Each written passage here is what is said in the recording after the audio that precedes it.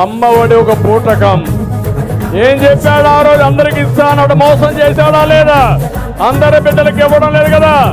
అందుకే నేను ఆలోచించాను, తల్లికి వందనం, తల్లికి వందనం నేనే ప్రారంభించాను.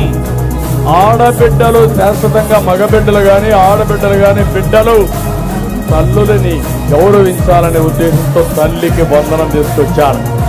ఈరోజు హామీ ఇస్తున్నాను, తల్లికి వందనం కింద సంవత్సరానికి ప్రతి ఒక్క బిడ్డకి 15,000 రూపాయలు ఇచ్చే బాధ్యత నాది. ఒకరి నిబంధన లేదు. ఇద్దరుంటే ఇద్దరికి ఇస్తా, ముగ్గురుంటే ముగ్గురికి ఇస్తా, నలుగురుంటే నలుగురికి ఇస్తా. ఏమంటారు మీరు? బాగుందా లేదా? మా ఆడబిడ్డల జిల్లాలో ఎక్కడ ప్రయాణం చేయాలన్నా ఉచితంగా ఆర్టీసీ బస్సుల్లో ప్రయాణం చేయొచ్చు. టీవీల్లో చూసే మా ఆడబిడ్డలో మీరు కూడా చప్పట్లు కొట్టండి, అభినందించండి, ఆశీర్వదించండి.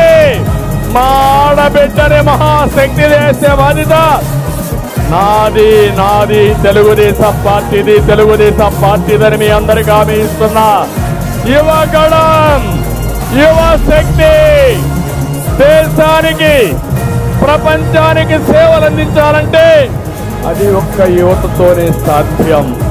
నిన్న కూడా చెప్పాను, రాజకీయాల్లో 40% యువతకు ప్రాధాన్యత ఇవ్వాలని తెలుగుదేశం పార్టీ నిర్ణయించాం. ముందుకు రండి, దూసుకెళ్ళండి, మిమ్మల్ని ఆదరించే బాధ్యత నాదని నిన్న కూడా చెప్పాను.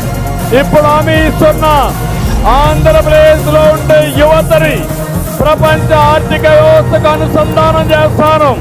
ఇక్కడ ఇండస్ట్రీ చేస్తాం, ఉద్యోగాలు ఇస్తాం. రాబోయే 5 ఏళ్లలో 20 లక్షల మందికి యువతకు ఉద్యోగాలు ఇచ్చే బాధ్యత తెలుగుదేశం పార్టీది.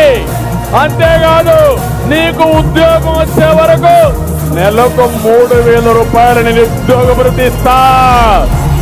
ఎంత తమ్ముళ్ళు? ఎంత? 3,000 రూపాయలు ఇస్తాం తెలుగుదేశం పార్టీ. ఇప్పుడు చెప్పండి, యువతను నిర్వీర్యం చేసిన పార్టీ ఏది? మిమ్మల్ని ఆదుకునే పార్టీ ఏది?